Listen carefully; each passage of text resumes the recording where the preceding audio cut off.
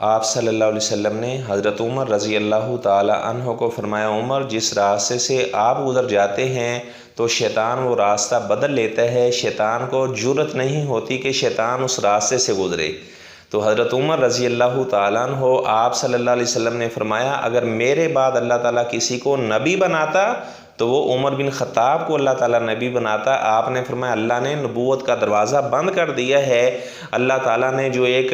محل نبوت کا بنایا تھا اس محل کی آخری اینٹ اللہ نے مجھے بنایا ہے، نبوت کا دروازہ بند ہو چکا ہے، لا نبی بعدی، میرے بعد قیامت تک کوئی نبی نہیں آ سکتا۔ اگر کسی نے نبی بن کے آنا ہوتا تو وہ عمر بن خطاب رضی اللہ تعالیٰ عنہ، ان کے سر پہ اللہ نبوت کا تاج رکھتے۔ آپ صلی اللہ علیہ وسلم نے فرمایا پہلی امتوں کے اندر محدثون ہوا کرتے تھے جن کو اللہ الہام کرتا تھا، فرمایا اگر میری امت کے اندر ایسا کوئی آدمی جس کو اللہ الہام کرتا ہے تو وہ عمر بن خطاب رضی اللہ تعالیٰ عنہ ہیں۔ آپ صلی اللہ علیہ وسلم کو مشورہ زمین پہ دیتے، اللہ تعالیٰ آسمان سے قرآن بنا کے نازل کر دیتا۔ تو حضرت عمر نے مشورہ دیا تھا اللہ کے رسول صلی اللہ علیہ وسلم اگر آپ کے ازواج پردہ کیا کریں تو اللہ نے پردے والی آیات نازل فرما دی، فرمایا کہ اگر مقام ابراہیم کے پاس 2 رکعت ادا کی جائیں تو اللہ تعالیٰ نے آسمان سے قرآن نازل فرما دیا، وَاتَّخِذُوا مِن مَّقَامِ إِبْرَاهِيمَ مُصَلًّى۔ بدر کے قیدیوں کے بارے میں ارشاد، حضرت عمر رضی اللہ تعالیٰ عنہ نے مشورہ دیا تھا کہ انہیں قتل کر دیا جائے، تو اللہ تعالیٰ کو عمر رضی اللہ تعالیٰ عنہ کا مشورہ بہت پسند آیا تھا۔ آپ صلی اللہ علیہ وسلم حضرت عمر رضی اللہ تعالیٰ عنہ سے بہت پیار کیا کرتے تھے، بلکہ اکثر آپ فرمایا کرتے تھے میں نے یہ کام کیا، ابو بکر نے یہ کام کیا، عمر نے ایسے کیا۔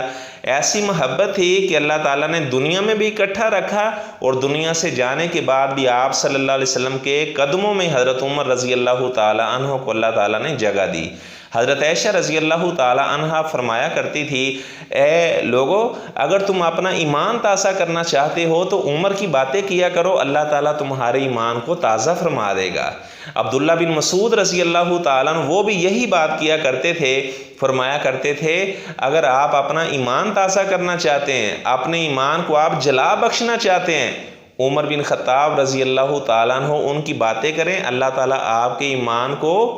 قوت، آپ کے ایمان کو اللہ تعالیٰ جلا بخش دے گا، آپ کے ایمان کے اندر مزید استقامت آئے گی، پختگی آئے گی۔ تو حضرت عمر رضی اللہ تعالیٰ عنہ ان سے پیار کرنا ہمارے ایمان کا حصہ ہے۔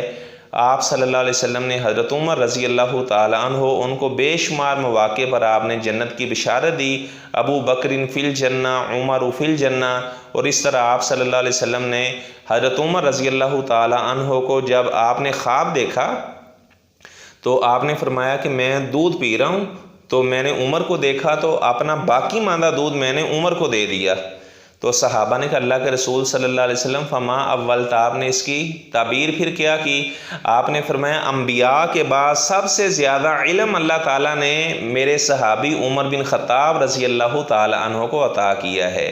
تو حضرت عمر رضی اللہ تعالیٰ عنہ سے تو شیطان ڈرا کرتے تھے، بلکہ عمر کا تو نام ہی اللہ تعالیٰ نے ایسا بنایا ہے، آج بھی عمر کا نام جہاں پر لکھا ہوا ہے تو شیطان اس دروازے کے نیچے سے نہیں گزرتے کہ ہم عمر نام لکھا ہے تو لہٰذا ہم اس دروازے سے نہیں گزریں گے۔ تو جس طرح حضرت عمر زندہ تھے تو ان کا روب اللہ تعالیٰ نے بنایا تھا، اللہ نے انہیں اپنے پاس بلا لیا، ان کے نام کا بھی اتنا روب ہے، ابھی بھی شیطان ان کے نام سے ڈرتے ہیں۔